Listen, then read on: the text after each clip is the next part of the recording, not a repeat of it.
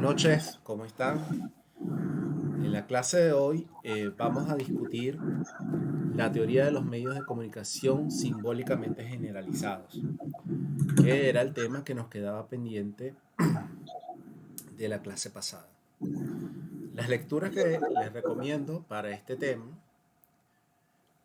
son, en primer lugar, el capítulo correspondiente en La Sociedad de la Sociedad, que es la versión más elaborada sobre el problema en la sociología lumaniana. Y también pueden revisar el ensayo que está en el libro que se compiló en español sobre Luhmann, llamado De la unidad a la diferencia, que Noel lo pasó ya por el grupo. Eh, Naturalmente hay otras referencias que les voy a dar, pero las básicas son estas. ¿Ya? Entonces, comencemos. Voy a compartir la presentación.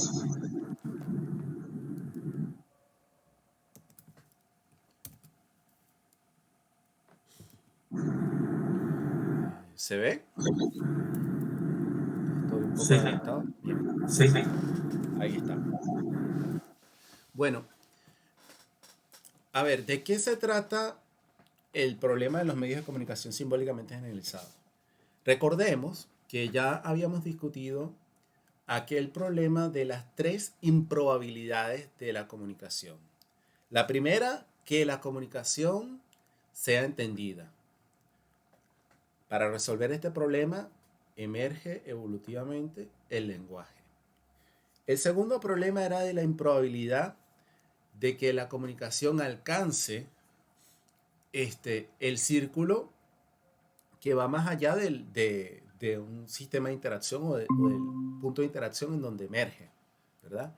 Y para eso surgen los medios de diseminación o de difusión, a saber, la escritura, la imprenta y los medios electrónicos, ¿verdad?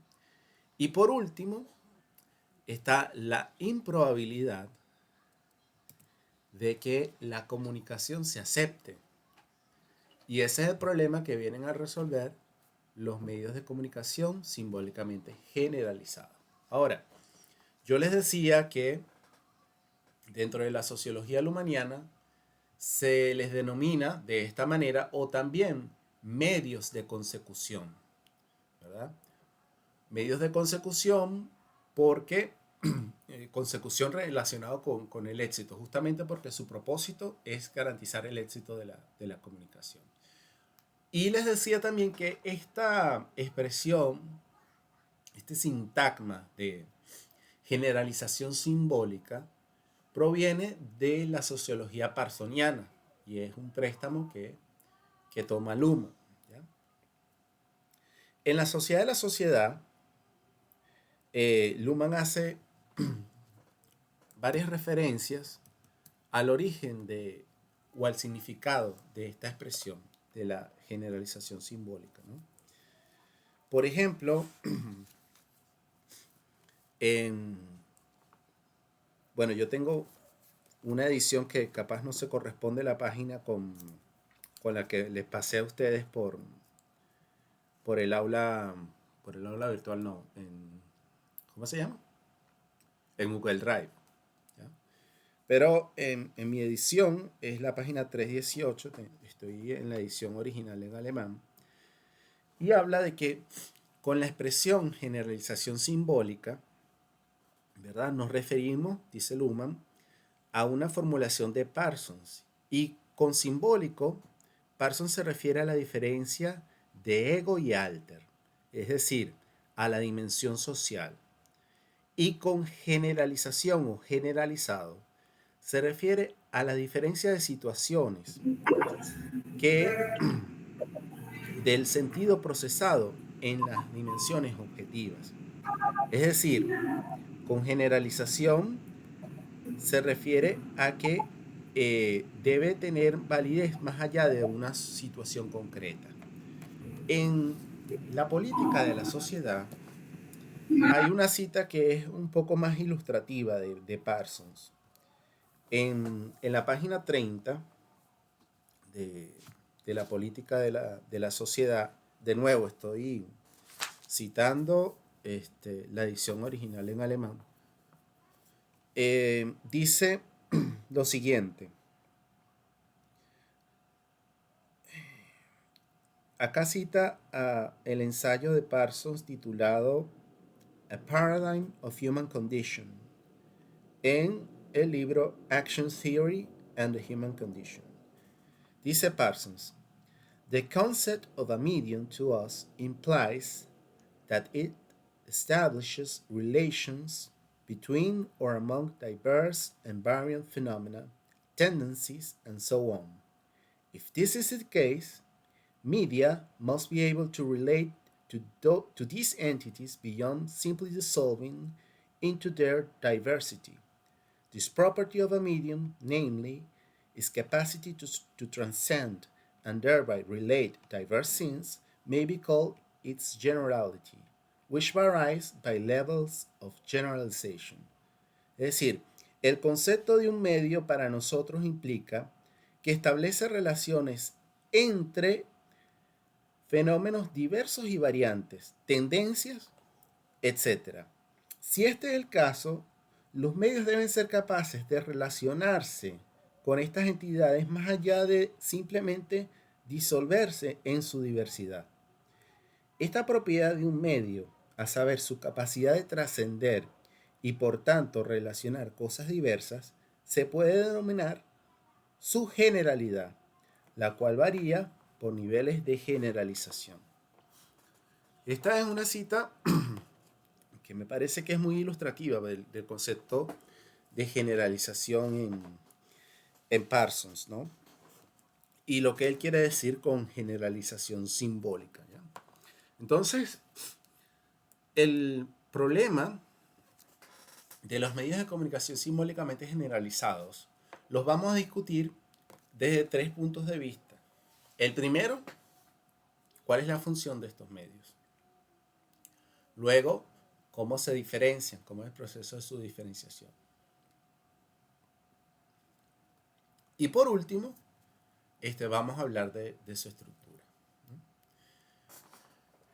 La función de los medios de comunicación simbólicamente generalizados, dicho llanamente, es lograr la aceptación de la comunicación, ¿no? Los medios hacen esperable la aceptación de la comunicación en los casos en que su negación es probable. Luego, en una formulación mucho más formal, Luhmann dice que su función consiste en hacer posible una combinación altamente improbable de selección y motivación, ¿no? Luhmann va a decir que lo que caracteriza a los medios de comunicación simbólicamente generalizados, ¿verdad?, es que la selectividad se convierte en factor de motivación. Ahora, vamos a profundizar un poco sobre esto.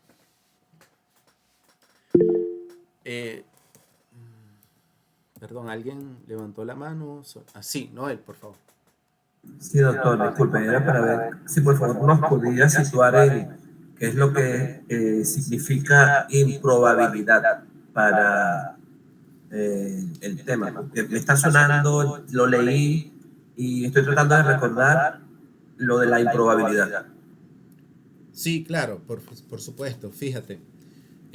Primero, no hay ningún significado especial en la palabra, significa lo que significa, pero la constelación de problemas a la cual Luhmann se quiere referir tiene que ver con una característica esencial de la comunicación y que vimos también como problemática en el contexto del concepto de la doble contingencia.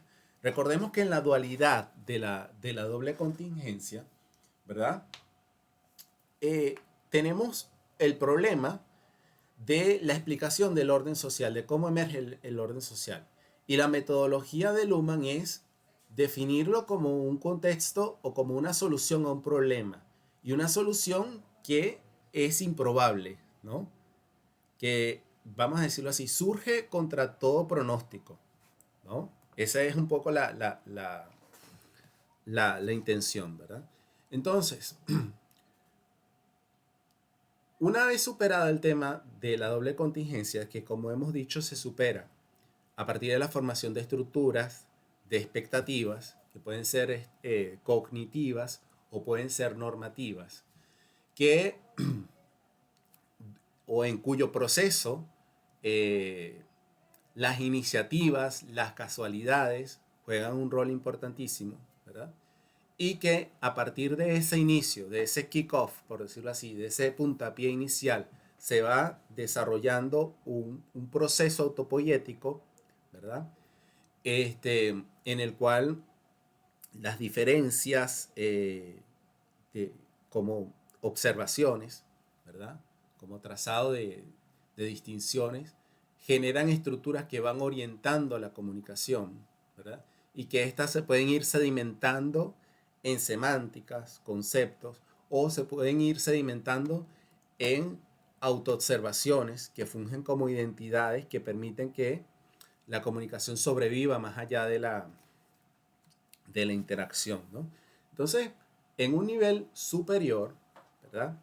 Tenemos también el problema de que cuando estamos hablando de sistemas sociales que utilizan el lenguaje para reproducir el sentido, ¿verdad? El lenguaje, eh, con su codificación sino, ¿verdad?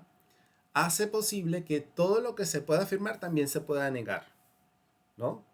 Y de esta forma se agudiza un problema inherente en la comunicación, un problema que está de raíz en todo proceso comunicativo, y es la posibilidad de que Alter niegue la oferta de sentido de ego, ¿verdad?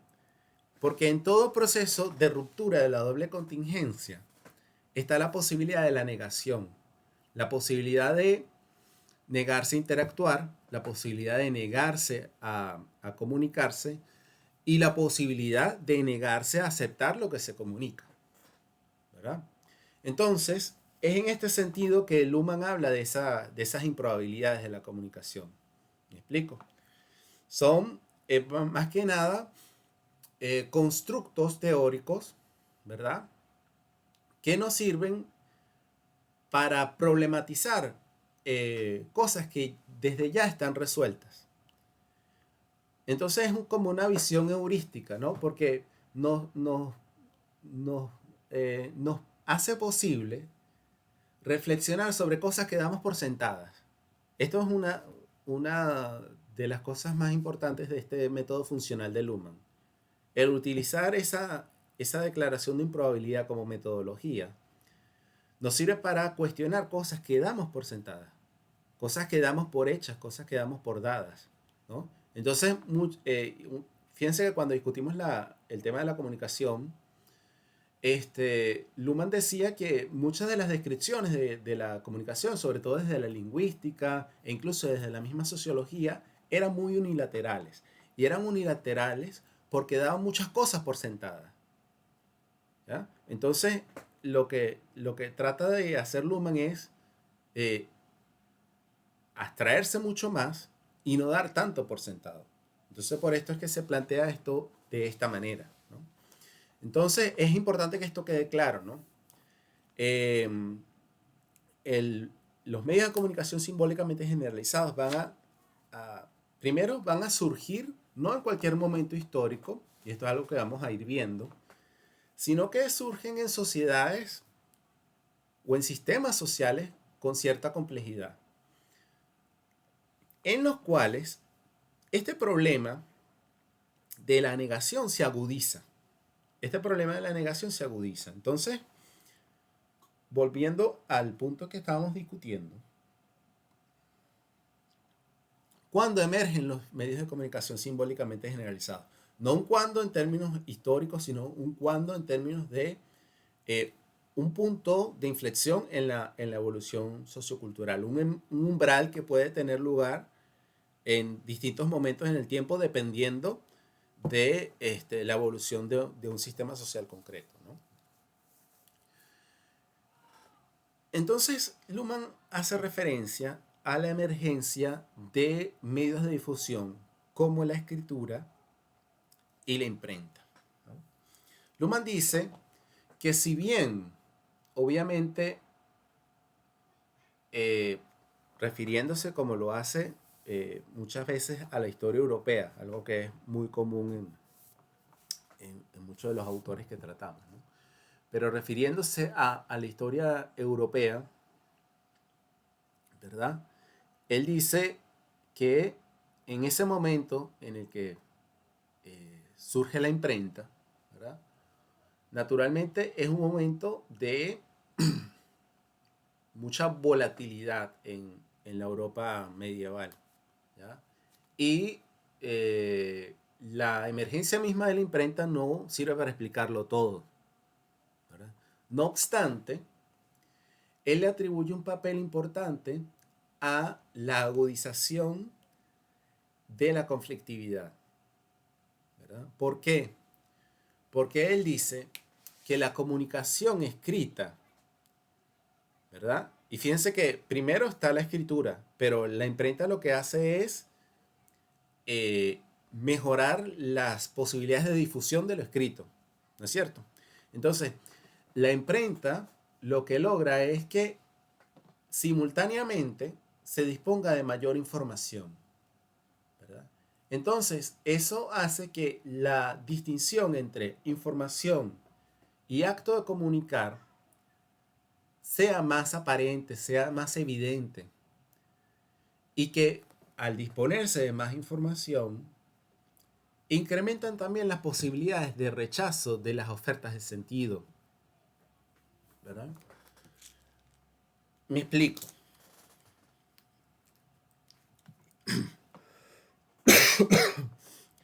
Cuando la interacción es oral, ¿verdad?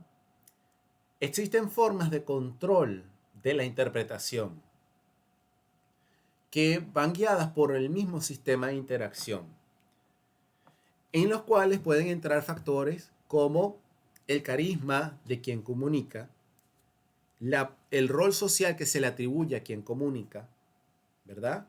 Y también factores que van dados por la misma dinámica de la comunicación oral. La comunicación oral tiene que ser, vamos a decirlo así, más rápida, tienes que buscar entendimientos rápidos. Mientras que, por ejemplo, en la comunicación escrita puedes apelar a la reflexión, porque tú puedes leer y volver a releer las veces que quieras, ¿verdad? Pero cuando tú comunicas oralmente, tienes que tratar primero de captar la atención rápido, ¿verdad? Y luego tienes que ser lo más explícito posible, porque si no te haces ininteligible. Y no es la idea, ¿verdad? Tú quieres comunicar un mensaje, quieres hacerte entender. Entonces existen patrones en la comunicación oral, ¿verdad? Que son muy característicos de la comunicación oral y que se rompen cuando se pasa a otro medio de difusión como es la escritura y como es la imprenta. Porque las estrategias de control hermenéutico, las estrategias de control sobre lo dicho, sobre lo interpretado, que son posibles a través de la interacción, no son posibles a través de la lectura. En principio, claro, las prácticas de lectura han cambiado, ¿no? Y esto es un tema histórico también.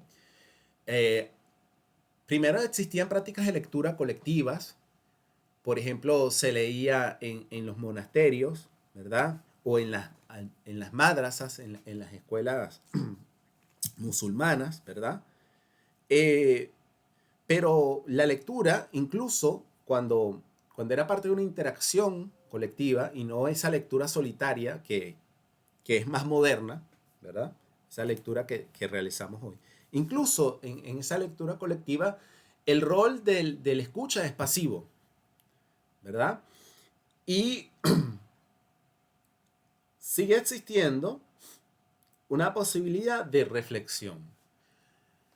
Claro, esta lectura colectiva es como un momento de transición en el que todavía se intenta controlar la interpretación. El lector, que digámoslo así, sería eh, el lector, perdón, quise decir el lecturer en inglés, ¿no? Que es como el profesor, el que imparte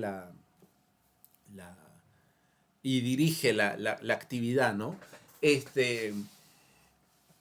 A la vez que lee, ejerce también una autoridad sobre el escucha y su figura y su tono busca controlar lo que se interpreta de lo dicho, ¿no? Y esto es algo que sobre todo se explotó en las religiones, ¿no? Que sobre todo las religiones, la religión cristiana es una cultura del libro, ¿no es cierto? Y se basa en la interpretación de las escrituras. Y justamente porque fue tan conflictivo el desarrollo de la imprenta, porque puso en jaque el control hermenéutico y las estrategias de control hermenéutico que tenía la iglesia sobre las escrituras. ¿Se entiende? ¿Ya? Entonces, el argumento que quiero adelantar es que a través de la imprenta, inclusive a pesar de que se surjan prácticas como de transición que todavía intenten mantener esa nueva tecnología dentro del ámbito del oral, de la cultura oral, ¿verdad? Llega un momento en que se escapa, es imposible el control, ¿verdad? Y de esta forma,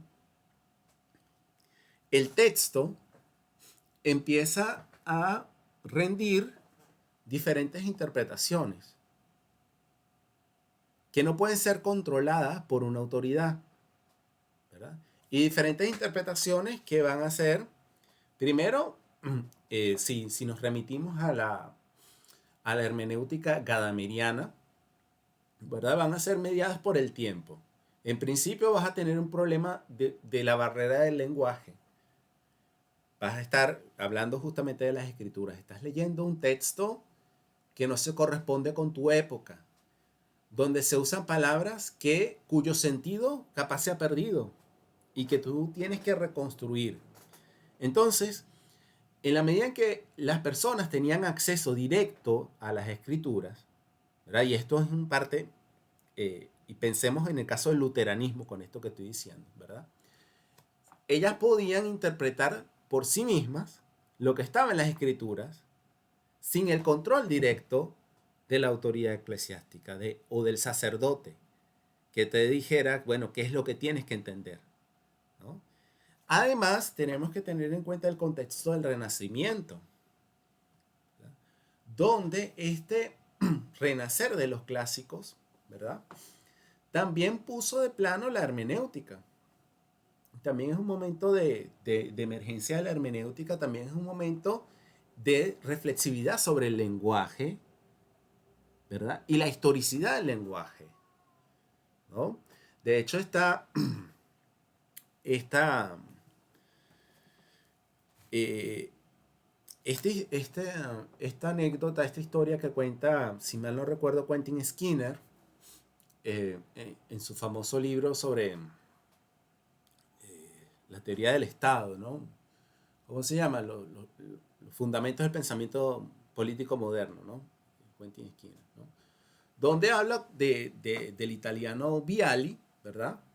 Que interpretando los textos griegos, pues descubre que uno de estos textos que para la época intentaban pasarse como autoritativos, ¿verdad? En realidad había sido forjado.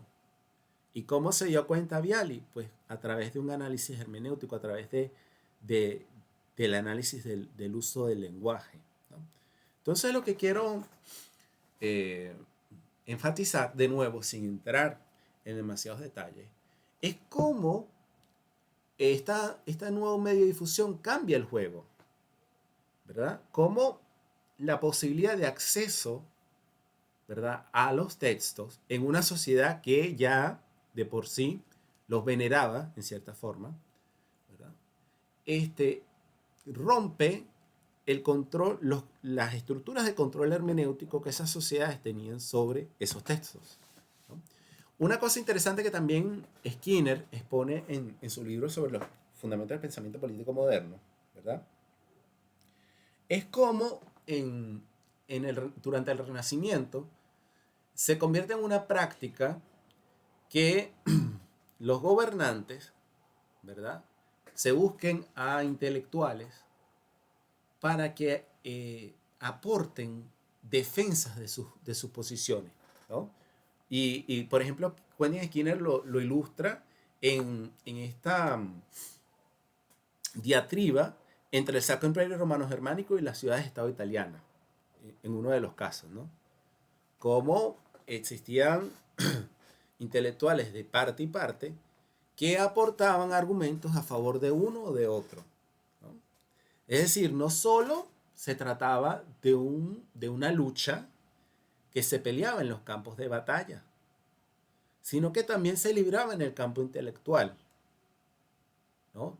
Y esto marca también una diferencia, marca también un punto de no retorno, ¿verdad? Y acentúa, ¿verdad?, esto que algunos llaman el conflicto de las interpretaciones, ¿no?, en el ámbito hermenéutico, ¿no? ¿Estoy siendo suficientemente explícito con este punto? ¿O hay algo que necesite, sobre lo que necesite profundizar? Sí, Noel. Sí, bueno, una pregunta, ¿no? En relación con la comunicación oral y el uso de la escritura. Entonces, a los efectos del análisis, ¿importa que la comunicación sea uniforme o importa el cómo el otro entiende lo que se está comunicando? Claro, importa, porque fíjate, recuerda que la comunicación consiste en una triple selección, ¿verdad?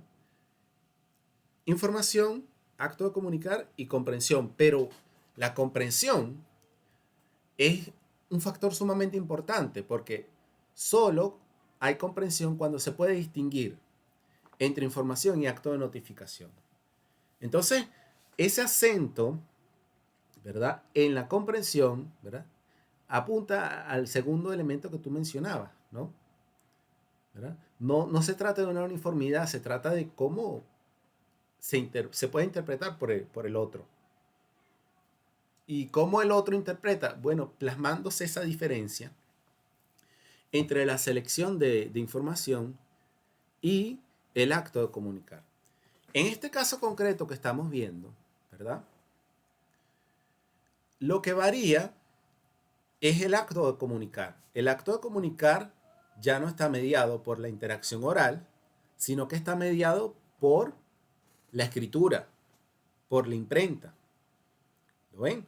Entonces, en el medio, entendiendo la imprenta como medio de diseminación, ¿verdad?, esas estrategias de control hermenéutico que son posibles a través de la interacción ya no están presentes. O se perciben como ruido, no como algo natural. Se perciben como arbitrariedad, ¿verdad? Porque vienen a ser elementos ajenos a esa relación del lector con su lectura, ¿verdad? Vienen a ser ajenos a esa observación entre la información y el acto de notificar. Es decir, se hace evidente la pretensión de control. Se hace más evidente, se hace más, se hace más evidente, se hace más clara y por ende más cuestionable. ¿Lo ven? Entonces, esto se complementa con este hallazgo, si se quiere, de la hermenéutica y también de la cibernética, ¿verdad?, que nos dice que siempre, cuando en determinado contexto comunicativo existe un excedente de información sobre determinado punto, las posibilidades de aceptación disminuyen y las posibilidades de rechazo aumentan, ¿no? Ahora, esto que puede sonar un poco abstracto lo podemos llevar a la cultura cotidiana, ¿no? Por ejemplo, aquella expresión que dice, no aclares que oscurece.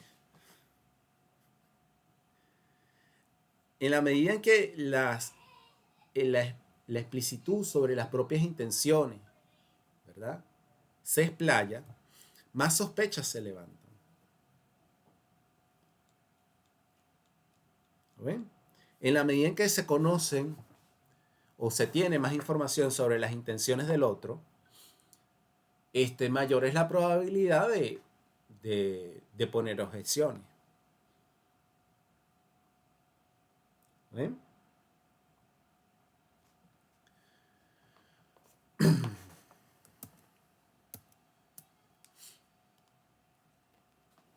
Ahora vamos a discutir el problema de la diferenciación de los medios de comunicación simbólicamente generalizados.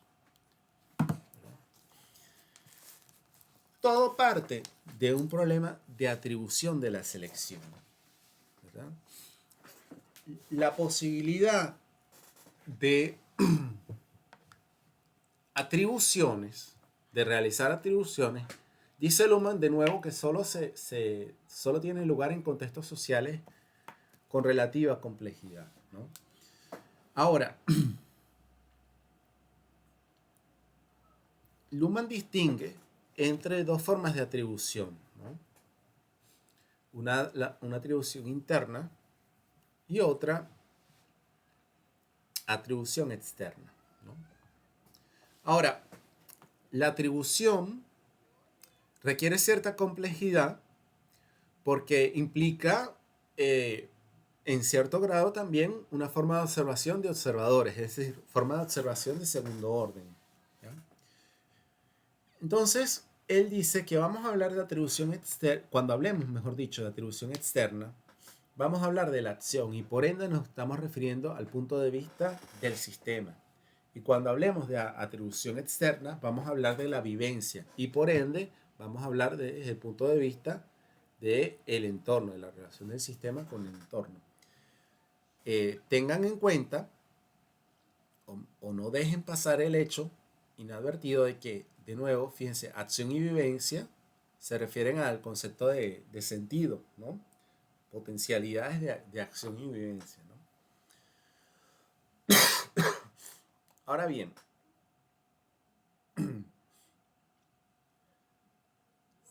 siempre que es posible atribuir acciones, atribuirse acciones y atribuir experiencias o vivencias, ¿verdad? Entramos en un campo de problematización, ¿verdad? Que en principio es relativamente trivial, ¿verdad? Y se puede dar, y mejor dicho, no es que se puede dar, se suele dar comúnmente en los distintos sistemas sociales, ¿verdad? A lo largo de la historia. Pero este problema viene a agudizarse cuando el tema de la aceptación de la comunicación se agudiza también. Entonces, este problema, que en principio es relativamente trivial, la posibilidad de atribuir vivencias, de atribuir acciones, de enclavar este punto de vista del sistema en la acción, de la vivencia en el entorno, ¿verdad?, viene a abrir la posibilidad de la evolución de una posible solución al problema de la negación de la comunicación, ¿no? Y para que esto ocurra, tienen que juntarse dos cosas, ¿no? Primero, la existencia de un problema de referencia y luego una constelación de atribuciones. Recuerden que cuando hablamos de la función de los medios de comunicación simbólicamente generalizados, decíamos que se trataba de aumentar básicamente la probabilidad de aceptación de la comunicación.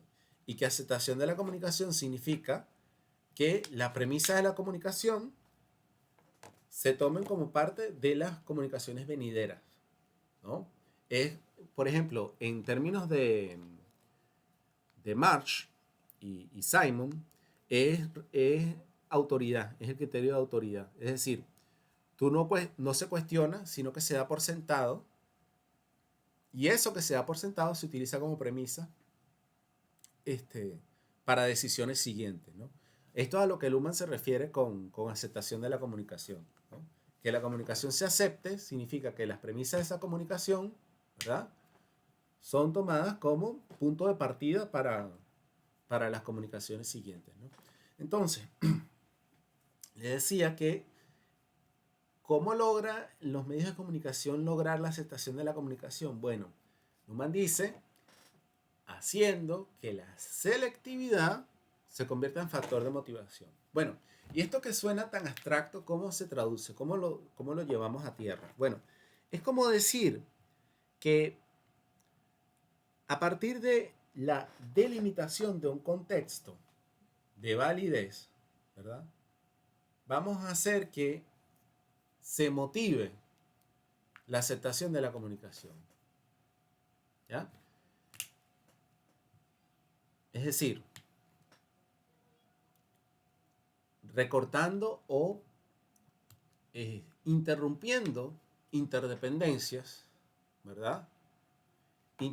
Dejando de lado, por ejemplo, cuestiones de estatus social, historia, situación, delimitar un contexto, ¿verdad?, de validez, de modo que se haga más probable que la comunicación bajo ese contexto delimitado sea aceptada, ¿no? Eso es lo que significa esta expresión, ¿no?, de utilizar la selectividad como factor de motivación, ¿no? Ahora, esto ocurre con el relacionamiento entre la existencia de un problema de referencia, que es el que va a hacer posible la delimitación de ese contexto, y la existencia de constelaciones de atribuciones. ¿Alguien pedía la palabra? Noel. Sí, doctor, eso sería entonces como cuando uno pregunta o le afirma al otro factor en la comunicación, tú eres capaz de esto o no te creo capaz de esto, porque me va a generar en el otro una reacción.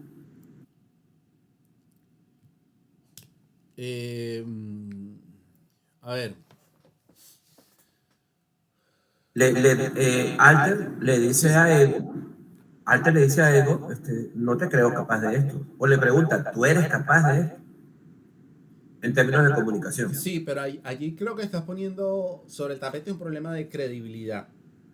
Y claro, sí, en cierta medida eso es un problema de referencia con respecto a la verdad. Pero ya vamos a ver cómo esto se generaliza. Porque en esa situación no necesariamente está de plano el problema de la verdad, sino que se puede derivar a una cuestión de credibilidad personal. Y esto desde siempre existe en todo sistema social, ¿no? Pero ya recuérdame luego para retomar este punto, ¿no? Fíjense, ven este cuadrito que tenemos acá, ¿verdad? Ahí tenemos una combinatoria, ¿verdad?, de posibilidades entre experiencia de ego y acción de ego, experiencia de alter y acción de alter, ¿no? Siempre lo vamos a leer de alter a ego. Y esto es una preferencia de Luhmann para enfatizar en contra de la notación usual, que es ego-alter, para enfatizar que estamos hablando desde el punto de vista del observador, ¿no? Por eso Luhmann siempre parte de alter, porque quiere enfatizar que estamos enfocándonos desde el punto de vista del observador, ¿no?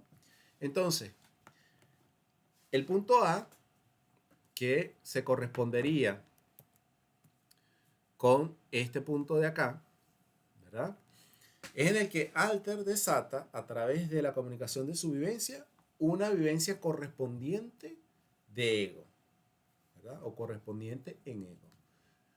Y tengan en cuenta que acá la correspondencia se refiere a complementariedad, ¿verdad? Y recuerden también, no pierdan de vista que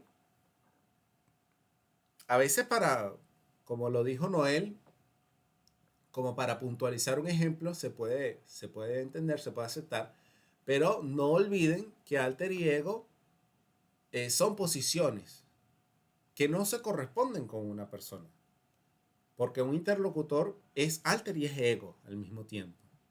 ¿Me explico? Siempre que está en un proceso comunicativo. ¿Lo ven? De modo que alter y ego no se corresponde con un interlocutor, ¿no?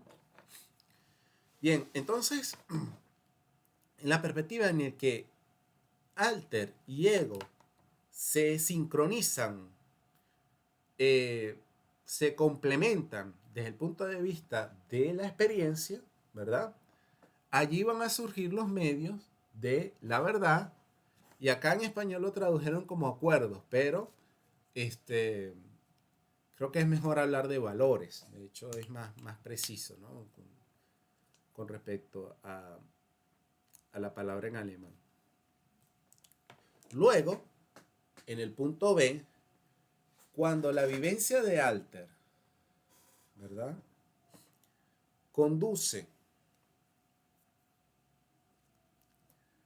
acá estamos, a una acción correspondiente de ego, ahí estamos hablando de, por ejemplo, el medio, lo que sería el medio de comunicación del amor o la influencia.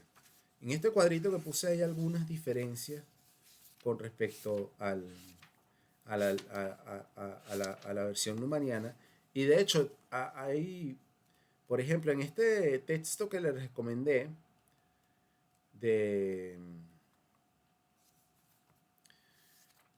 en el libro de la unidad de la diferencia, que es un artículo, ¿verdad?, pueden también encontrar una que otra diferencia.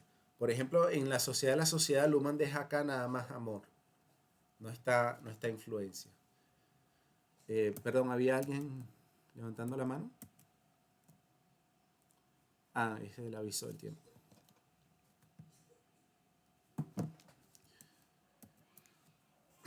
Entonces, la experiencia de ego y la acción de alter, en este cuadrante, allí va a ubicar Luhmann el tema del amor. Ya vamos a ver por qué. Ya vamos a hablar de los problemas de referencia, ¿no? Acá estamos refiriéndonos principalmente a esto, a las constelaciones de atribuciones, ¿no?, que es relaciones entre la atribución de alter, esta relación pues de atribuciones internas y externas entre alter y ego. En el tercer punto tenemos la acción de alter experimentada por ego. Acá tenemos los medios, la emergencia de los medios del dinero y del arte. Y por último tenemos acción y acción. La acción de alter ocasiona una acción correspondiente en ego, donde tenemos el problema del poder y del derecho. Ahora vamos a hablar de los problemas de referencia, es decir, ¿cuáles son esos problemas sociales que, unidos con esta constelación de atribuciones, hacen posible la diferenciación de los medios de comunicación simbólicamente generalizados? Entonces, por ejemplo, con respecto al caso que mencionaba Noel recién, ¿cuál es el problema de referencia a la verdad? El problema de referencia a la verdad surge cuando se trata de imponer un conocimiento nuevo o criticar el existente.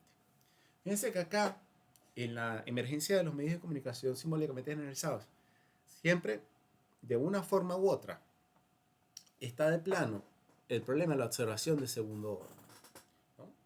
Yo le decía a Noel que en la forma en que plantea el problema, allí no hay un problema de referencia para la emergencia de un medio. ¿Por qué? Porque fácilmente se puede desviar esto hacia un tema de ad hominem, ¿no?, hacia un problema de credibilidad de la persona, ¿verdad? De hecho, si ustedes revisan el capítulo o el acápite correspondiente al tema de la verdad en el libro de Luhmann, Luhmann va a hacer una historia por la antigüedad clásica, ¿verdad? Y va a revisar la historia de los términos aletheia, nomos, physis, y va a destacar cómo estas palabras estaban habían emergido en un contexto, ¿verdad?, en el que hacían referencia a la persona, a la situación social, y no estaban generalizados, ¿verdad? ¿A qué me refiero con generalización? Bueno, porque es distinto cuando se cuestiona, ¿verdad?, la validez de un enunciado, que a cuando se cuestiona si fulano tiene o no razón, ¿verdad?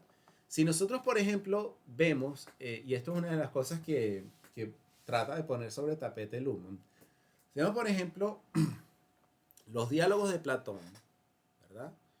El problema de la verdad o de la no verdad, eh, primero, la verdad emerge, claro, a través, como lo expone Platón, de la mayéutica, ¿no?, de un método dialógico, pero la falsedad, ¿verdad?, puede deberse más que al error, ¿verdad?, quizás al egoísmo, a la incomprensión o a los intereses de determinada persona, ¿verdad? Y de hecho lo que Luhmann expone es que no existía un contraconcepto para la falsedad, sino que falsedad era como que, o lo relacionado a lo falso, era relacionado eh, con una intención de ocultar algo, con una intención de no ser franco, y además con la ausencia de virtudes, porque también en las sociedades orales, ¿verdad?, las cosas positivas tendían a alinearse unas con otras, ¿verdad? Entonces, lo verdadero estaba alineado también con lo virtuoso. Entonces, eh, digámoslo así, las personas no podían hacer, o las personas no tenían la claridad, la lucidez para llegar a la verdad, en parte también porque no eran virtuosas, sino porque estaban marcadas por vicios y defectos, ¿no? Entonces, estos esquemas de atribuciones de esas sociedades antiguas, ¿verdad?, nos hacen, eh, digámoslo así, nos hacen negar que en ese momento hubiese surgido un problema de referencia que diese lugar a la emergencia de un medio de comunicación para la verdad, ¿verdad? ¿Por qué? Porque no existía esta posibilidad de cuestionar el conocimiento por el conocimiento mismo, ¿verdad?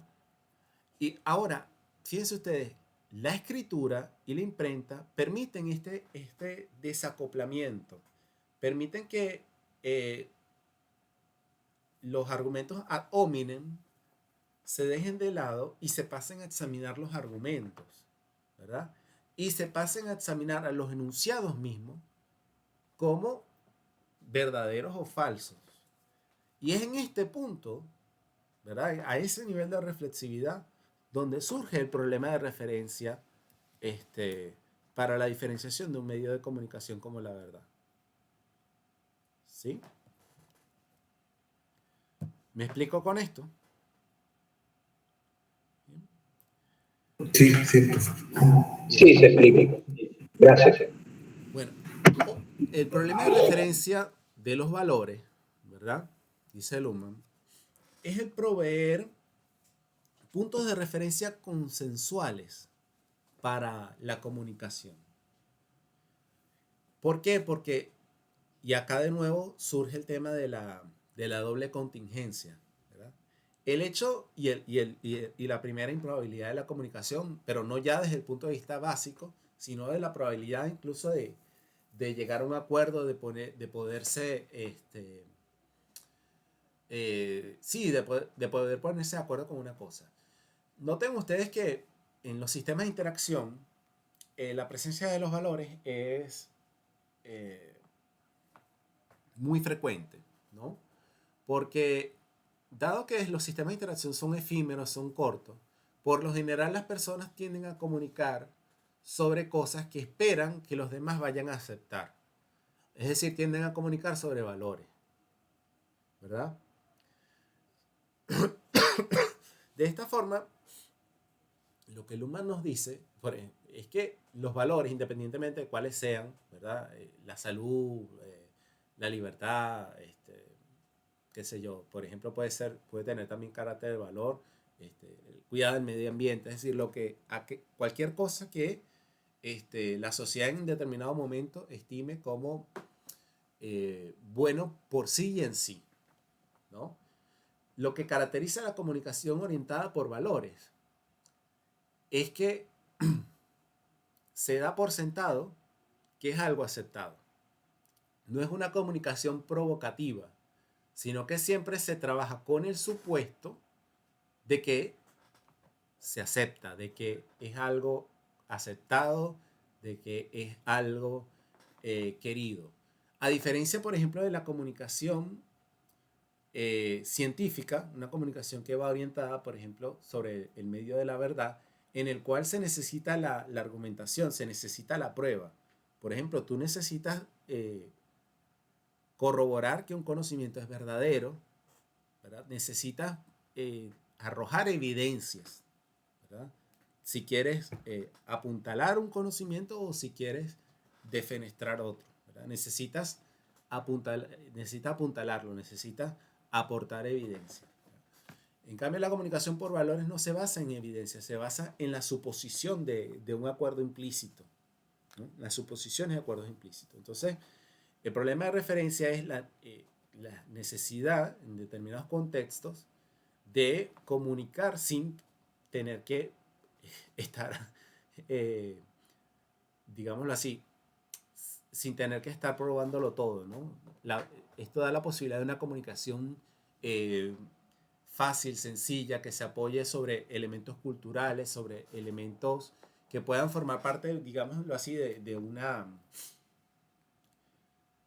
¿Cómo lo llamaríamos? De una identidad común, ¿no? Claro que esto obviamente varía, por ejemplo, de cultura a cultura. Sin embargo, en una sociedad global como la actual, esos valores son relativamente comunes algunos, ¿no? En otros sí, bueno, hay diferencias. Pero también hay una segmentación también. Una segmentación que puede darse por grupos de opinión, que a veces puede darse por diferencias de clase y la formación de cada cual, ¿verdad? Por ejemplo, en determinados grupos puede ser, digámoslo así, el tema de la raza un valor, ¿no? Y en determinados contextos históricos. ¿Me explico? Pero en otros no. ¿Me explico con este punto de los valores? Sí, profesor, sí se explica. Gracias. Bien. Bueno, nos quedan... Sí, Noel. Y en ese caso, doctor, el valor estaría catalogado por arte de acuerdo con su experiencia e igualmente estaría catalogado por ego de acuerdo con su experiencia. Sí, sí. O sea, si te refieres al catalogamiento como... O sea, porque podemos verlo desde dos perspectivas, ¿no? Desde el sistema psíquico y desde el sistema social. Obviamente desde el sistema psíquico cada cual tiene, digámoslo así, una historia propia, ¿verdad? Pero desde el sistema social, que es lo que nos interesa, lo importante es que ambos pueden conectarse con algo en común. ¿Me explico? Y de repente personas que no se han conocido antes, que no se han visto antes, pueden llegar a interactuar, dado que existe eso, que parsonianamente sería una generalización simbólica, ¿verdad? Que facilita la interacción entre estas personas. ¿Me explico? Que facilita la comunicación, ¿no? En un contexto en el que sería improbable en ausencia de valores, ¿no? Si no, pensemos cuando estamos interactuando con personas que no comparten nuestros valores, ¿no? Que la comunicación se hace incómoda incluso, ¿no? Bueno, nos quedan 5 minutos, vamos a darles una pausa y en 5 minutos volvemos, ¿sí? Gracias, profesor. Muchas gracias. Gracias.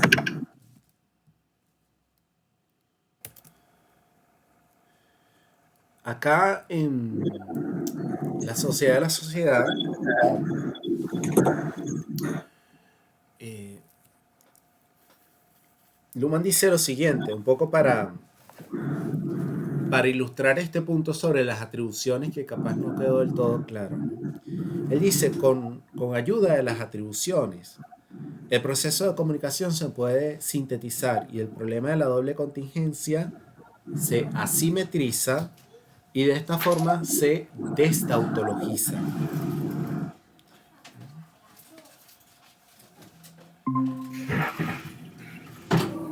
Entonces, las atribuciones sirven para romper o son una forma de romper esta doble contingencia, ¿no? Son otra forma de crear estructuras sociales. Todo lo que nosotros describamos como forma de ruptura de doble contingencia es una dirección de emergencia de orden social. Es una forma, es un camino evolutivo hacia la formación de estructuras sociales. ¿Sí? Bueno, sigamos con los problemas de referencia que estábamos describiendo. El problema de referencia del amor. Luhmann dice que se trata de la búsqueda de apoyo y consentimiento para la propia visión de mundo.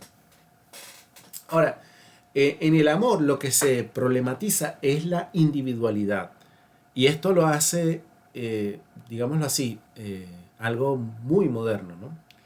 Porque el amor en este sentido, como medio de comunicación, no como, digámoslo así, hecho neurobiológico ni sentimiento, ¿no? Sino como medio de comunicación, solo pudo haber surgido en la modernidad, porque a la vez que presuponía, condicionaba y facilitaba la constitución de un individuo. El amor necesita de un individuo.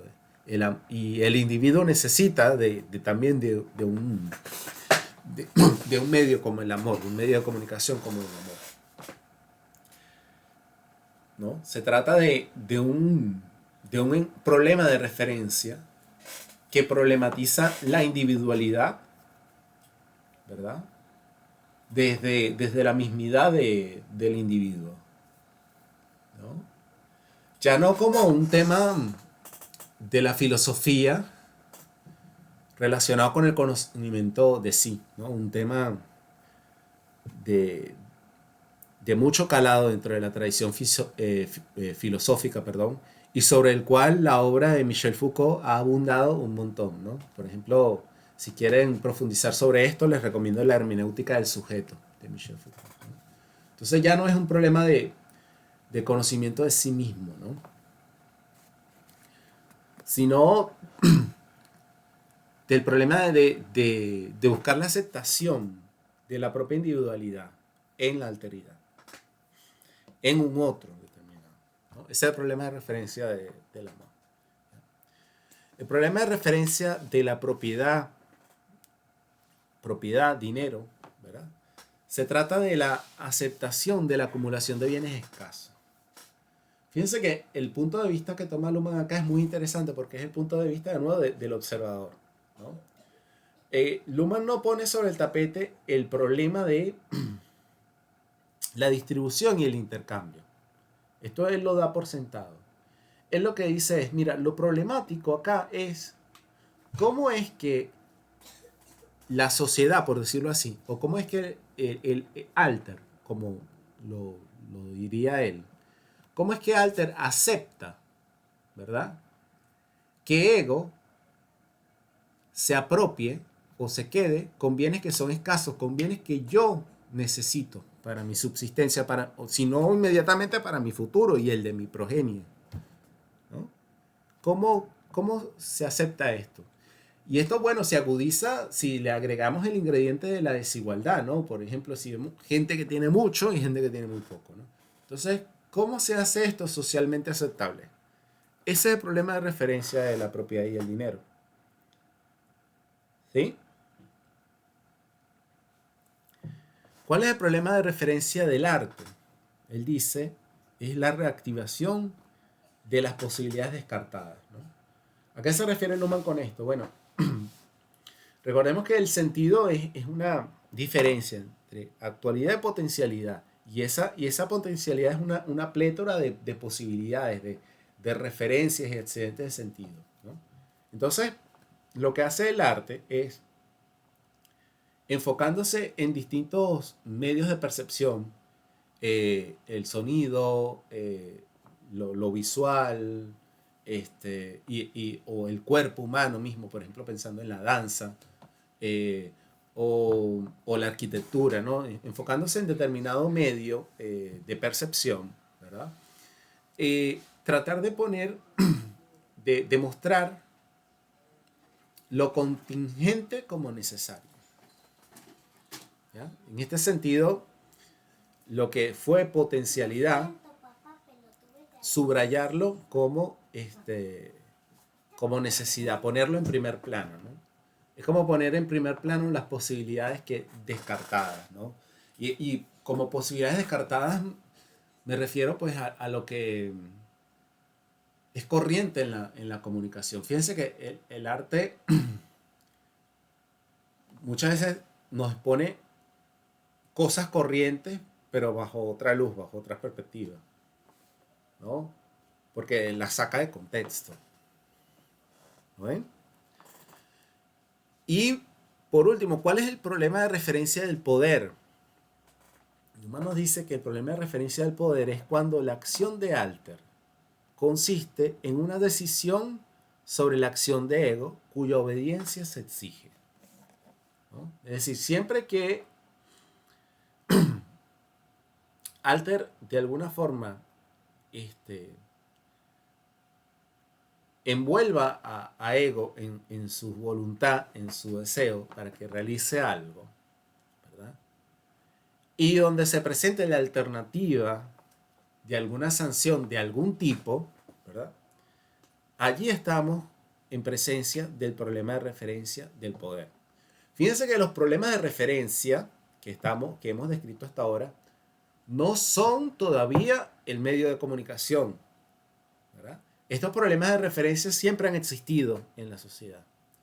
El punto es que cuando se unen este problema de referencia con estas constelaciones de atribuciones causales en el contexto del problema de la necesidad de buscar la aceptación de la comunicación, acá surge un contexto propicio para que se diferencien los medios de comunicación, ¿no? ¿Y cómo se van a diferenciar? Bueno, allá vamos a ir luego cuando discutamos la estructura propiamente dicha de los medios de comunicación. Pero antes de llegar allí, es importante detenernos en este punto sobre la disolución de las antiguas multifuncionalidades, ¿no? Pues, sí. Sí, doctor, disculpe, antes de que pase al punto ese 5 de la disolución, el problema de referencia, veo que son 4 en términos generales. ¿Tiene que ocurrir uno o pueden darse simultáneamente más de 2? No, sí, pueden darse. No hay una necesidad de que se den simultáneamente, pero pueden darse simultáneamente, ¿ya? Claro, por ejemplo, Luhmann te va a decir, mira, estos medios solo se han desarrollado como tales en la sociedad moderna, por ende en la sociedad occidental. No obstante, en sociedades antiguas hubo vestigios y vamos a decirlo así, aproximaciones a algunos de ellos. Por ejemplo, sociedades antiguas que desarrollaron, que acuñaron moneda, ¿no? Allí hubo experimentos con el dinero, con ese medio de comunicación, ¿verdad? Pero por alguna razón u otra, que ya tendríamos que ir al caso histórico concreto, pues no llegó a persistir, a generalizarse, ¿ya? O sencillamente desaparecieron con esa sociedad, que también puede darse, ¿no? Puede ser que un sistema social llegue a determinado nivel de desarrollo y bueno, por las circunstancias que sean, ese sistema social implosiona, ¿no? Esa complejidad que había logrado desarrollar catastróficamente se reduce y bueno, ahí acabó todo. ¿Ya? Eso también puede pasar. Pero los medios de comunicación, tal como él los está escribiendo, solos se lograron estabilizar y evolucionar en la sociedad moderna. Y juegan juegan un papel importantísimo en la forma de diferenciación social de la sociedad moderna, que es una forma de diferenciación funcional, que de eso también hablaremos un poco luego, ¿no? La sociedad moderna, según Niklas Luhmann, ¿verdad?, está diferenciada funcionalmente, a diferencia de sociedades complejas del pasado que estaban diferenciadas por estratos, ¿no? Acá Luhmann, partiendo, porque no marca un divorcio completo con las teorías de la diferenciación social en la sociología, ¿verdad? En vez de hablar, por ejemplo, como hoy en día algunos sociólogos hablan, por ejemplo, se me escapa el nombre, Castells, Manuel Castells, ¿no?, que habla de una sociedad de la información, otros que hablan de sociedad del conocimiento y que hablan de cómo la estratificación social se viene a ver afectada por este problema de la distribución de la información, ¿verdad?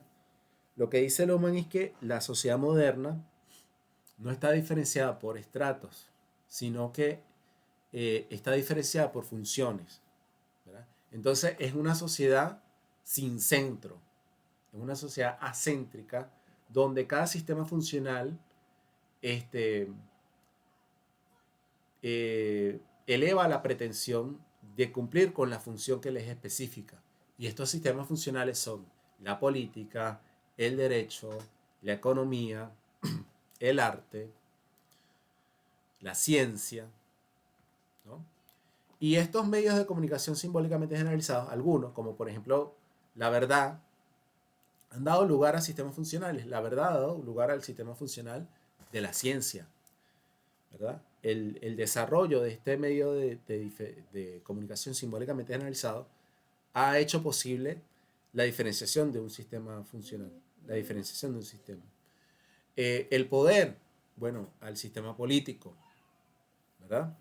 Y al derecho también, al sistema jurídico. Bueno, el arte al arte, ¿ya? Pero no todo medio de comunicación se corresponde con un sistema funcional, no todos logran el mismo nivel de desarrollo. Esto es algo importante a subrayar, ¿no? Como cuando estamos hablando en términos de logros evolutivos, ¿verdad?, no todos alcanzan el mismo nivel de desarrollo. Y esto Luhmann lo va a puntualizar en especial cuando discuta el tema de la estructura, ¿verdad? Él va a decir, acá yo voy a enumerar un conjunto de características estructurales de los medios de comunicación simbólicamente generalizados. Pero no todos los cumplen. No todos llegan a ese nivel de desarrollo, al máximo nivel de desarrollo, ¿no? De hecho, es interesante también la discusión sobre los valores, porque Luhmann de hecho se cuestiona, bueno, digamos lo deja en entredicho, no deja muy claro si por fin podemos considerarlo como un medio de comunicación o no. El caso de los valores, porque no tiene un código, por ejemplo, que ya, bueno, ya cuando lleguemos a la estructura lo vamos a discutir. No hay un código para los valores, ¿no? Un código unitario. Entonces no todos los medios de comunicación alcanzan el mismo desarrollo. No todos llegan a dar lugar a la diferenciación funcional, no todos llegan a generar una complejidad suficiente como para que emerja sobre esa plataforma, por decirlo así, un sistema funcional. ¿Ya? Otros, digamos, tienen importancia en la reproducción autopoética de la sociedad como conjunto, pero no tienen suficiente complejidad como para propiciar la diferenciación de un sistema, ¿no? Y también una de las cosas que es importante subrayar, ya que vamos por este camino, es cómo los medios de comunicación simbólicamente generalizados se contraponen a la moral, van disolviendo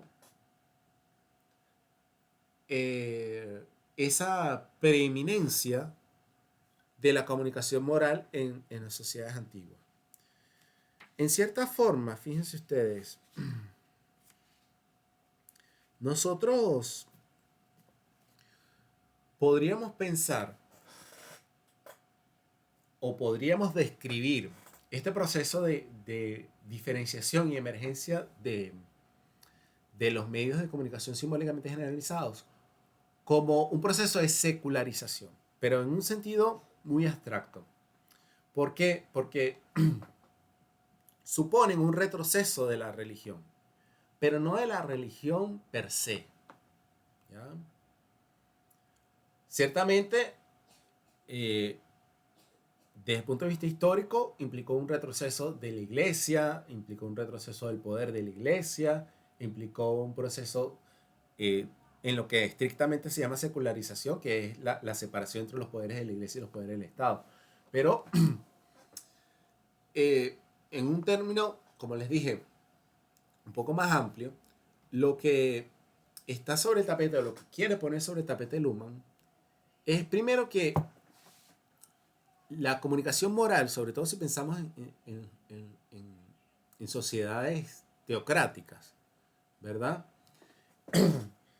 Domina a la sociedad, porque a partir de la religión se impone una perspectiva de lo malo y de lo bueno, del bien y del mal, de conductas que son premiadas y conductas que son castigadas, ¿no?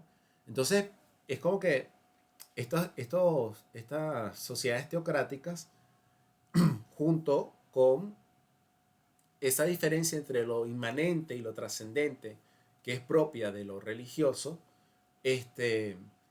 juxtaponen esa diferencia moral entre lo bueno y lo malo. Y de esta manera, la comunicación es predominantemente una comunicación moralizada, ¿no?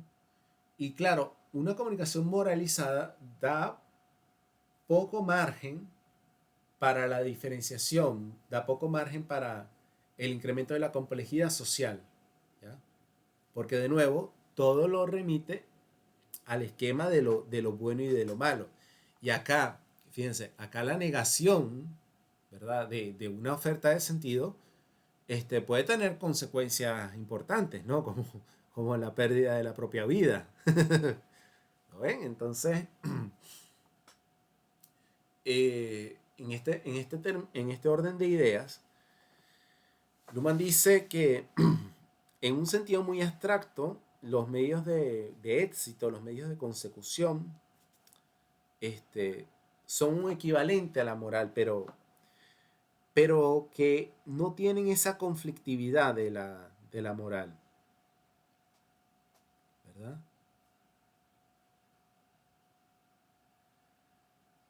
Son equivalentes funcionales en el sentido de que ambos logran el cometido de la aceptación de la comunicación, ¿verdad? Porque eso lo logra la moral, la aceptación de la comunicación,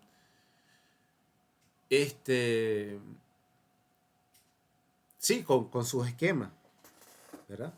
Pero los medios de comunicación simbólicamente generalizados lo logran, ¿verdad? No uniéndolo todo, unificándolo todo, ¿verdad? Porque eso es lo que hacen las sociedades teocráticas. Pensemos, por ejemplo, hoy en día en Irán, ¿no? Todo está focalizado en una interpretación, porque ni siquiera permiten variedad de interpretaciones, en una interpretación arbitraria, si se quiere incluso, del Corán, ¿no? que se utiliza para establecer reglas rígidas en la sociedad, pues, de las cuales nadie se puede desviar, ¿no? Pues a riesgo, pues, de que ustedes saben, ¿no? Entonces, hay un punto de entrada a este punto que queríamos discutir, de la disolución de las antiguas multifuncionalidades. ¿Por qué? Porque en los sistemas sociales, en los cuales la comunicación moral juega un rol predominante, ¿verdad? La moral cumple un papel unificador, ¿verdad? Aunado al hecho de que en sociedades complejas y estratificadas o sociedades segmentarias, los esquemas de atribución, ¿verdad?, suelen operar en el sentido que mencionábamos, ¿no? Es decir, las cosas buenas se concatenan unas con otras. Si alguien es virtuoso, por ende también es inteligente, por ende también tiene buen estatus social, por ende también, me explico, se suelen concatenar las, las atribuciones de bondad eh, con otras esquemas de bondad. E igual, si una persona es viciosa, bueno, por ende, por ejemplo, es fea, la fealdad con el vicio se asocia también, por ende, es un delincuente, por ende, ¿no? Esta clase de asociaciones, ¿no? Este concatenamiento, pues, de asociaciones es lo que se disuelve con la emergencia de estos medios. ¿Por qué? Porque la selectividad se convierte en factor de motivación. Porque esa delimitación de ese problema de referencia significa hacer abstracción de todo lo demás, ¿verdad? Por ejemplo, en sociedades antiguas, ¿verdad?, el intercambio, por ejemplo, ¿verdad?, estaba condicionado también por el tema del estatus. No se trataba de transacciones eh, puras y llanas. No era igual venderle a un noble que venderle a un plebeyo. ¿Lo ven? Incluso la forma, el trato, lo que se aceptaba. Es decir, incluso aunque existían mecanismos de intercambio en las sociedades antiguas, y ustedes esto lo pueden ver, pues, por ejemplo, Mercader de Venecia, lo pueden ver en las novelas, lo pueden ver en distintos medios, a través de la película, a través de películas, novelas, etcétera, etcétera, ¿verdad? Incluso algo tan técnico como es el intercambio, ¿verdad? Estaba mediado por las diferencias sociales, ¿no? Hoy en día, obviamente, el intercambio está más tecnificado. ¿Por qué? Porque se aísla ese problema. No importa quién eres tú, de dónde vengas, lo que importa es que tengas el dinero para realizar la transacción, ¿verdad? Pero en otros contextos sociales se podía utilizar, por ejemplo, eh, la nobleza como crédito, ¿no? Yo, por ejemplo, soy noble y bueno, puedo pedirte que me dejes esos productos aunque yo esté en la quiebra. Y lo aceptas, bueno, porque yo soy noble y tú eres un mercader sencillamente. ¿Lo ven? Entonces, claro, podemos buscar otros ejemplos, pero a esto es a lo que se refiere Luhmann con esa disolución de las antiguas multifuncionalidades, ¿verdad? Porque los medios de comunicación simbólicamente analizados vienen a crear contextos en los que rompen con los esquemas o aíslan los esquemas usuales de atribución social, los esquemas usuales de estima social, y los sacan de contexto. Lo sacan de contexto y de esta forma hacen probable la aceptación de la comunicación bajo esas condiciones específicas. Y en este sentido también son un vector de modernidad, de modernización. ¿Me explico? Esto, por ejemplo, con respecto al poder, ¿verdad? Lo veríamos en el desligamiento del poder de la propiedad. Porque, por ejemplo, recordemos en el caso de Europa, que, digámoslo así, lo patrimonial jugaba un rol importantísimo en, en- en la sociedad feudal, ¿no es cierto? En la emergencia del Estado. Pero a medida que se diferencia el Estado moderno, lo patrimonial va quedando en segundo plano y se va forjando una diferenciación, ¿verdad? Entre, digámoslo así, el patrimonio del Estado y el patrimonio de los gobernantes y de las familias gobernantes, ¿verdad? Se va forjando una diferencia además entre cargo y persona. ¿Lo ven? Entonces, de nuevo acá, en el caso del poder, vemos como una ruptura de, de, de esas ligazones de sociedades multifuncionales, ¿no? Sí, ¿no? Doctor, ¿y podría decirse que la religión y la ideología formaron parte de esa relación de poder en una antigua multifuncionalidad? Sí, claro. Sí, sí, por supuesto, porque lo que implica la multifuncionalidad es que, digámoslo de esta manera, todos aquellos elementos en la comunicación que de alguna forma pueden tener una estima positiva, ¿verdad? Pueden condensarse y utilizarse de esta manera para lograr la aceptación de la comunicación, ¿verdad? De esta manera se logra la aceptación de la comunicación y se evita el rechazo, ¿verdad? Pero también esto se hace al costo de una alta conflictividad y de un umbral muy bajo de complejidad social, ¿ya? Y claro, obviamente, este, la religión también va a diferenciarse como un sistema funcional, como lo va a describir Luhmann, pero no va a haber para ella ningún medio de comunicación, ¿no? Este, en principio, estos medios emergen como vaciando digámoslo así, vaciando de contenido sistemas sociales que estaban fundamentados sobre lo religioso, ¿verdad? Pero paradójicamente esto fue también condición de la posibilidad para la diferenciación de un sistema funcional de la religión, justamente porque es posible la delimitación de contexto, la delimitación de problemas de referencia y su especificación funcional, ¿no? Y naturalmente al costo de un incremento de la complejidad social, ¿no? Y un incremento también de las interdependencias, porque esta diferenciación en sistemas funcionales implica también que la sociedad está más integrada en el sentido de que los sistemas funcionales dependen estrechamente unos de otros y son vulnerables a, digamos así, las inestabilidades de los otros, ¿no? Problemas en inestabilidad en el sistema económico, pues afectan a lo político, afectan a, a, a los demás medios, perdón, a los demás sistemas funcionales de distintas maneras, dependiendo de su estructura, ¿no?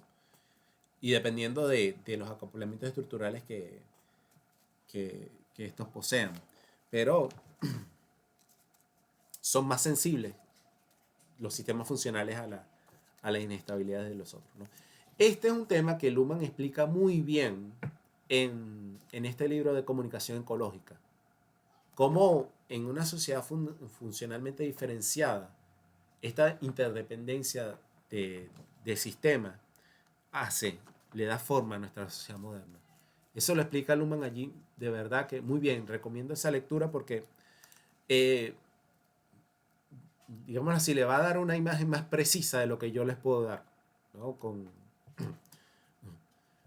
Aunque le dedique 2 o 3 horas de clase a ese tema, ¿no? Es una lectura que en este orden de ideas les va a ser muy, muy ilustrativa, ¿no?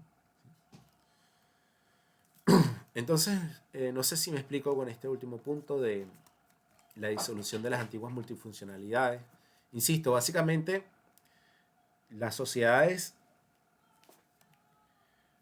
diferenciadas por segmentos, diferenciadas por estratos, son sociedades multifuncionales, en el sentido de que no existe una, un aislamiento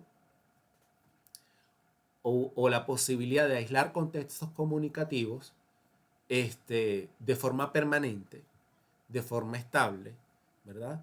Y de forma de que se logren cortar las interdependencias con otras,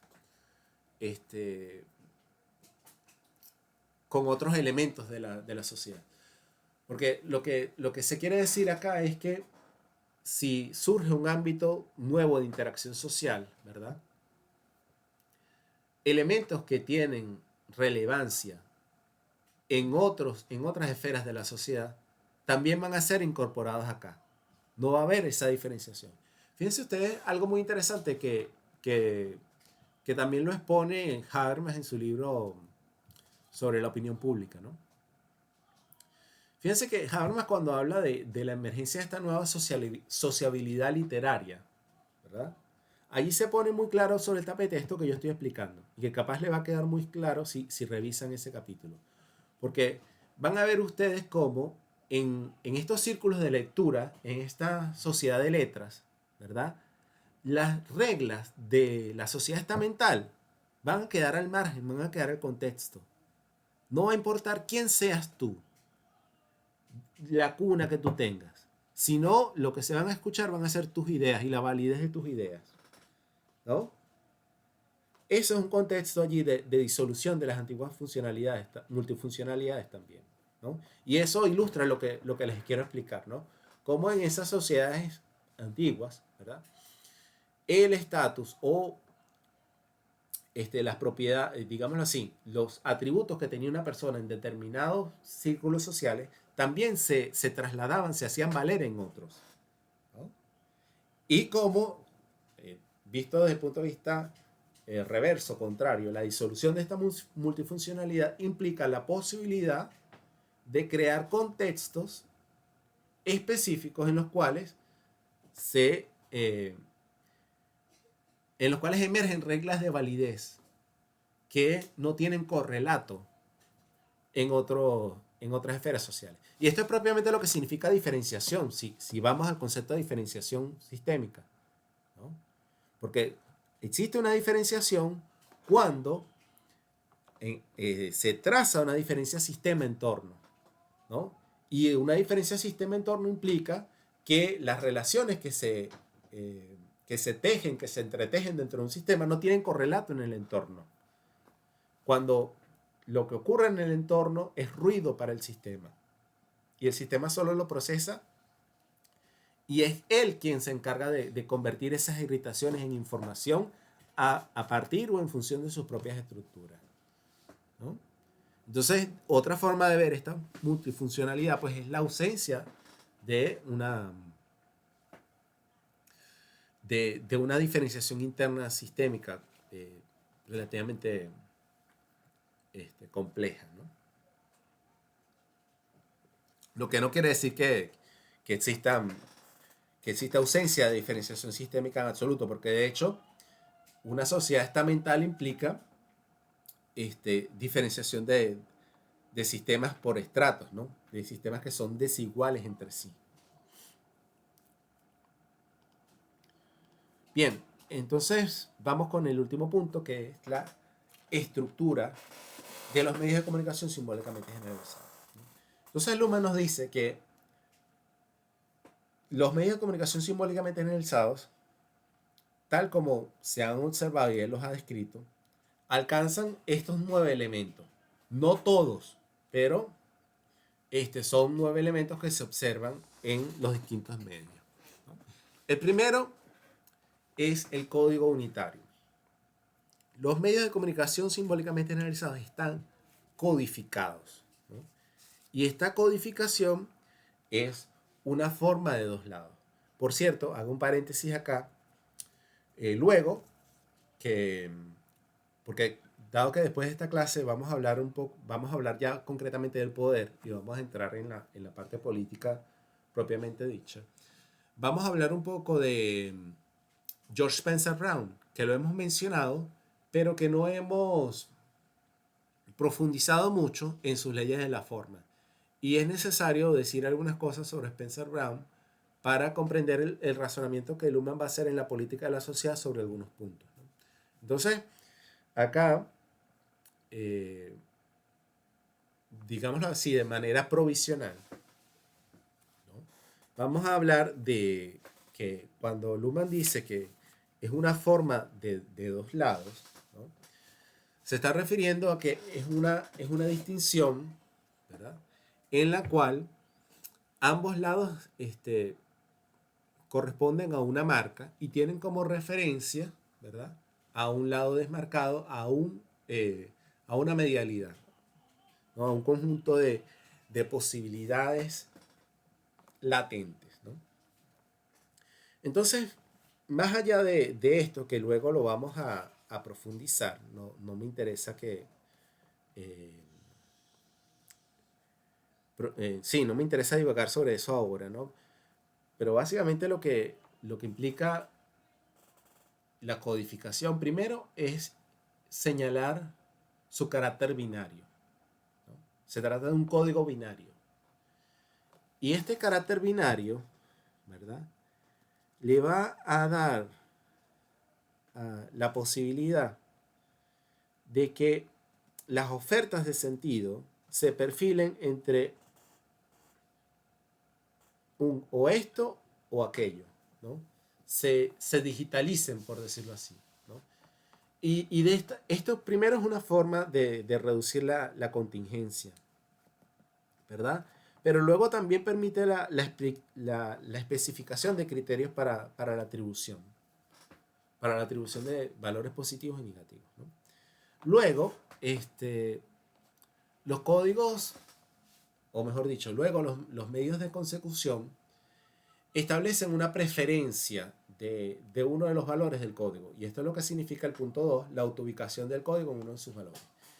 Y recordemos por qué. Recordemos que la función de estos medios es catalizar o incrementar la probabilidad de la aceptación de la comunicación. Por ende, no tienen una codificación neutral, como por ejemplo la del lenguaje. La codificación del lenguaje, si no, es una codificación neutral, no hay una preferencia por uno de los lados.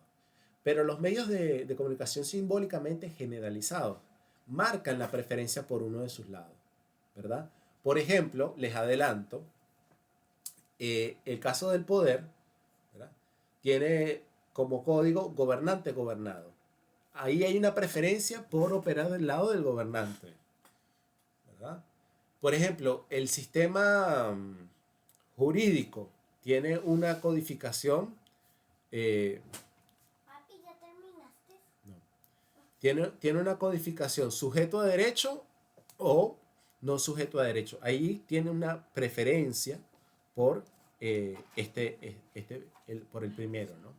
Entonces, así como les puse otro ejemplo, estos ejemplos, perdón, hay otros, ¿ya? Entonces, este es el segundo punto, ¿no? La autoubicación del código en uno de sus valores. El tercer elemento es lo que se llama la reflexividad procesal. Y esto es un punto muy interesante porque, primero, implica digámoslo así, es un punto de partida para la diferenciación funcional, para la emergencia y la construcción del sistema. Porque una vez que los medios se hacen reflexivos, ¿verdad?, se genera esa clausura operativa que luego va a dar lugar a sistemas funcionales. Se genera esa recursividad que construye complejidad, que genera complejidad, ¿no? Entonces, lo que quiere decir la reflexividad procesual es que los medios de comunicación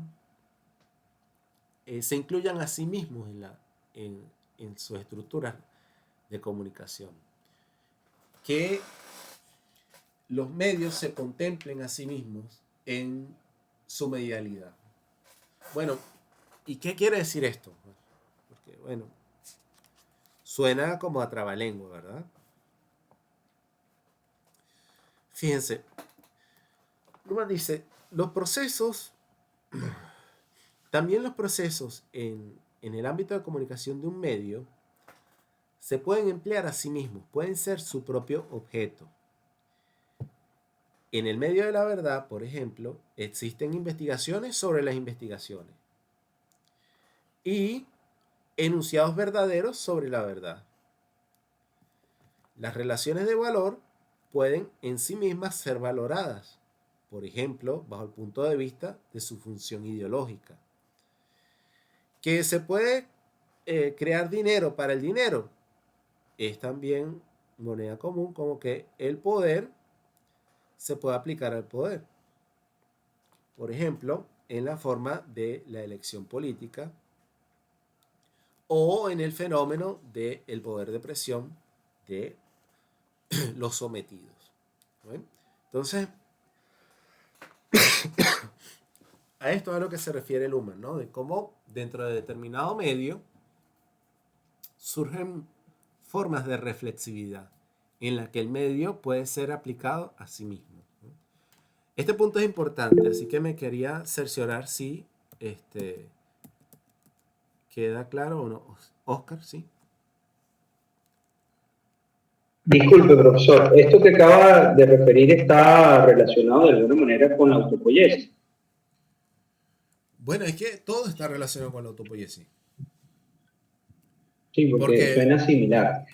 No, pero escucha, es que la autopoiesis es un concepto sumamente general que te habla de que el sistema para poder existir tiene que concatenar comunicación. Entonces, claro, esto es un problema, digámoslo así, la autopoiesis es un problema muy general.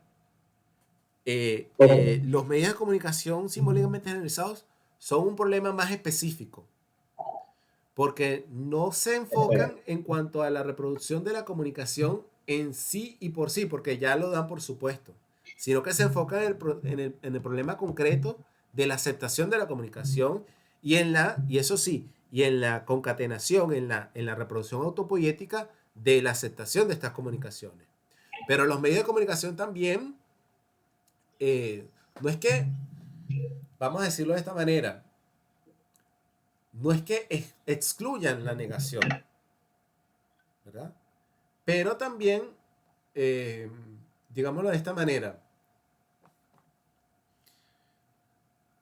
especifican o delimitan el significado, por decirlo así, de la negación de la comunicación. ¿A qué me refiero con esto? Recuerden que cuando nosotros hablamos de la negación en el contexto del sentido, nosotros decíamos que la negación servía para condensar el sentido, porque al negar algo todavía no estás diciendo que no hay una determinación, sino que dejas la puerta abierta, dejas una indeterminación, ¿verdad? Ahora bien, los medios de comunicación simbólicamente generalizados, ¿verdad?, con su codificación binaria, ¿verdad?, de alguna forma especifican, ¿verdad?, el campo dentro del cual la negación tiene lugar. Le dan forma a esa negación, ¿verdad? No es que la excluyen totalmente, ellos obviamente tienen un lado de preferencia de operación, que es la aceptación de la comunicación. Pero en caso de darse, ¿verdad?, la negación, tienen una forma de manejarla o especifican formas de manejarla o de lidiar con la negación. ¿Me explico? La negación no viene a ser destructiva, no viene a paralizar la comunicación al sobrecargar la incertidumbre, sino que la codificación de los sistemas, de los medios de consecución permite también lidiar con el caso de la negación cuando surge. ¿Ya? Entonces, bueno, para redondear, sí, está presente siempre el problema de la autopoiesis, pero en este caso concreto, con la concatenación de comunicación, de la aceptación de la comunicación, con que la premisa de una comunicación sea, con que la información, con que la selección de información sea premisa de las comunicaciones siguientes. Esa es la expresión correcta, ¿sí? Muchas gracias, En profesor. el cuarto Gracias. punto tenemos la diferenciación entre observación de primer orden y la observación de segundo orden. Como les adelanté, la emergencia de medios de comunicación supone siempre, incluso esa puesta sobre el tapete de los problemas de referencia, implican siempre la emergencia de un punto de vista de observadores, ¿no? La ciencia, ¿verdad?, surge no porque las sociedades produzcan conocimiento, todas las sociedades producen conocimiento, ¿verdad? Eso capaz es un problema o una perspectiva errada que tienen ciertas historias de la ciencia, ¿no? Que muchas veces por eso tratan de equiparar ciencia con saber, ¿no? Pero por ejemplo el punto de vista de Luhmann es que la ciencia no emerge porque las sociedades produzcan conocimiento o de una forma particular de producir conocimiento, sino que la ciencia emerge de la comunicación reflexiva sobre el conocimiento, es decir, de la observación de cómo los observadores observan comunicaciones con pretensión de conocimiento. ¿Me explico? Es una comunicación reflexiva sobre las pretensiones de conocimiento. ¿Ya?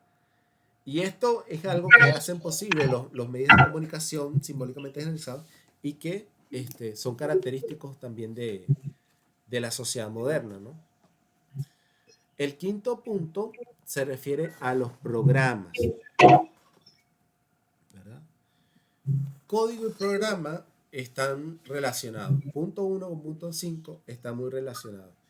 Y Luhmann los equipara con la diferencia entre invarianza y varianza, ¿no? Los códigos son invariables, pero los programas son variables. ¿A qué se refieren los programas palabras más, palabras menos? Se refieren a que son, ¿cómo decirlo? Son formas de especificación del código, ¿no? Son formas de traducción del código en términos operativos. Por ejemplo, Luhmann dice, deben haber condiciones que fijen bajo cuáles circunstancias tiene lugar la atribución de un valor positivo y bajo cuáles circunstancias la atribución de un valor negativo, estamos refiriéndonos acá al código, valor positivo, valor negativo, y bajo cuáles circunstancias la atribución de un valor negativo es correcto o es falso, ¿no? Entonces vamos a nombrar a tales condiciones, vamos a llamarlas programas, ¿verdad? Y vamos a distinguir entre códigos y programas, ¿no? Por ejemplo, en el caso político es muy claro, ¿no? Porque tenemos el código gobernante-gobernado y tenemos además una subcodificación, sobre todo en condiciones complejas, cuando hablamos de un sistema político democrático, una subcodificación entre gobierno-oposición, ¿no? De nuevo, esto lo vamos a ver con más detalle luego, ¿ya? Entonces, en este contexto, ¿verdad?, el programa sencillamente se corresponde con los programas políticos. Por ejemplo, reforma agraria, por ejemplo, democratización, por ejemplo, modernización económica, etcétera, etcétera. Entonces son contextos, ¿verdad?, en función de los cuales esta diferencia que marca el código van a especificarse. Son contextos en función de los cuales va a ser posible realizar las atribuciones de los valores positivos y negativos del código, ¿no? Insisto, esto, como lo estoy planteando ahora, es bastante abstracto, pero ya vamos a profundizar sobre esto porque ya luego vamos a empezar a discutir sobre el poder y vamos a tener ocasión de hablar de codificación y programación. Y de nuevo, si quieren adelantarse un poco, en el libro de comunicación ecológica, esto está explicado de forma muy sintética y me parece que muy clara, ¿no? Porque Luhmann tenía sus obras teóricas como Sistemas Sociales y La Sociedad de la Sociedad, pero también tenía sus obras de difusión, como esta que les acabo de mencionar, y por ejemplo para el caso político está el libro Teoría Política en el Estado de Bienestar, ¿no? Entonces, es importante tener en cuenta esto, ¿no? Estos libros de difusión hay que tenerlos en cuenta también junto con los libros teóricos, porque ilustran muchos puntos que en las obras teóricas quedan como muy abstractos, como muy indeterminados. ¿Lo ven? Entonces, para esta diferencia de código y programa, les recomiendo este libro porque de verdad allí lo explica con mucha claridad, ¿no? Luego tenemos en el punto 6 lo que él llama símbolos simbióticos, ¿no? Y con símbolos simbióticos básicamente tiene que ver con la interpenetración de los sistemas sociales con los sistemas biológicos, ¿verdad? Tiene que ver con esa frontera que un poco en términos Foucaultianos, si se quiere, ¿no? Entre lo social y el cuerpo humano, ¿no? Por ejemplo, la violencia física es un símbolo simbiótico del poder como medio de comunicación, ¿ya? El séptimo punto tiene que ver con la inflación y la deflación. Esto quiere decir que los medios de comunicación pueden oscilar entre estos dos momentos, de inflación y deflación. Ahora, esta metáfora naturalmente viene del dinero y viene de los análisis parsonianos también de los medios de comunicación. Y a Luhmann se le ocurrió que estos conceptos podían utilizarse o podían refinarse, abstraerse y aplicarse también a otros medios de comunicación. ¿Y en qué sentido puede ocurrir esto? Bueno, hablamos de inflación cuando un medio opere con expectativas que exceden lo que puede satisfacer, ¿verdad? Por ejemplo, el poder opera de forma inflacionaria cuando, por ejemplo, en los programas de gobierno se ofrece, bueno, que el candidato va a bajarle la luna a la tierra a los electores, le va a dar casa a todo el mundo, ¿verdad? En fin, cuando se genera un programa político totalmente irrealista, ¿verdad? Que genera unas expectativas en el electorado que no se van a poder satisfacer y que después se van a traducir en frustración, ¿no? Entonces por eso viene ese ciclo de inflación y de deflación también, ¿no? Y si se fijan en el caso del dinero es algo muy similar, ¿no? Existe una inflación cuando se incrementa la masa monetaria y no tiene correspondencia la masa monetaria con la productividad de un país, con la productividad de un estado, ¿ya? Entonces esa diferencia pues, hace que con más dinero se adquieran menos, el dinero tenga menos poder de adquisición, ¿sí? Ahora, el octavo punto es uno que se parece mucho al tercero, a la reflexividad procesual. Y que dado que queda poquito tiempo, yo creo que si me lanzo a explicarlo, voy a dejarlos más bien en duda que aclararlos, ¿no? Pero, por ejemplo, acá voy a leer brevemente lo que dice Luhmann introduciendo este punto, ¿no? Dice en el punto 8, Cuando los medios de comunicación simbólicamente generalizados elevan la pretensión de ser empleables de manera universal y en este sentido clausurados operativamente, deben ofrecer la posibilidad de la inclusión, de simbolizar la inclusión de lo excluido. Así como en la aritmética existe un cero y como el no número se simboliza como número. Entonces, por ejemplo, acá dice, en el caso del poder, ¿no? El ejercicio del poder requiere una constante reflexión del no uso de los medios de poder, un constante balanceo entre las muestras de fortaleza y el evitar la ejecución de las sanciones. Y esto también es un problema de comunicación. Se debe amenazar sin amenazar. Se debe intentar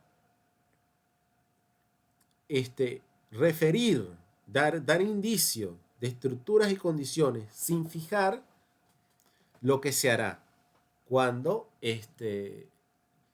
no se siga la orden, cuando no se sigan las órdenes, ¿no? Entonces, a esto es a lo que se refiere Luhmann con eso de simbolización de la inclusión de lo excluido, ¿no?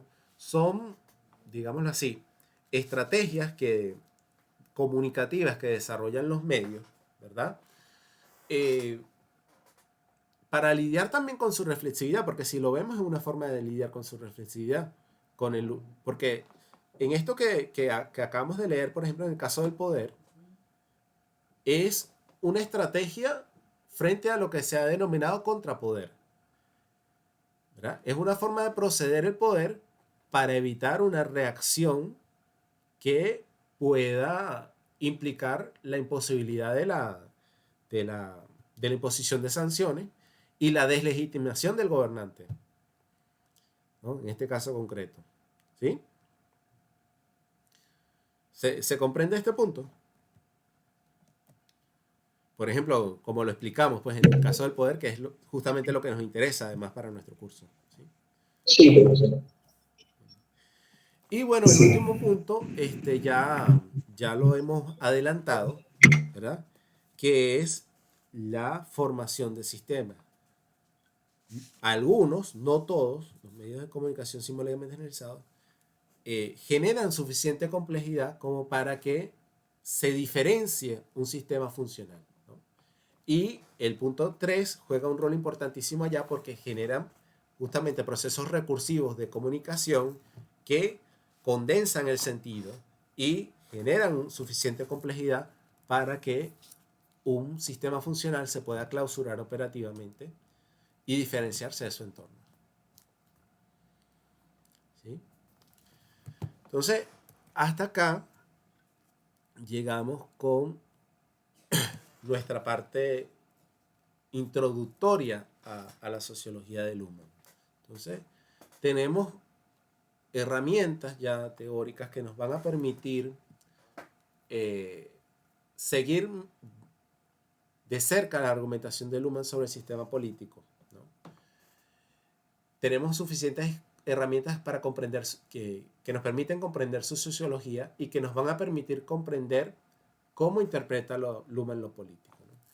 En la clase que viene, entonces, vamos a iniciar primero con una breve introducción de la recepción de Luhmann en la ciencia política, unas breves reflexiones sobre cómo Luhmann enfoca el problema político, y luego vamos a entrar de lleno sobre el poder como medio de comunicación simbólicamente generalizado, y vamos a tener ocasión de profundizar sobre estos puntos que discutimos hoy, ¿no? En caso, sí, seguro que más de uno no quedó claro, pero insisto, vamos a tener oportunidad de profundizar sobre ello. Y bueno, sigan las lecturas y aprovechen de preguntar todo lo que quieran, de disipar todas las dudas que les surjan, ¿no?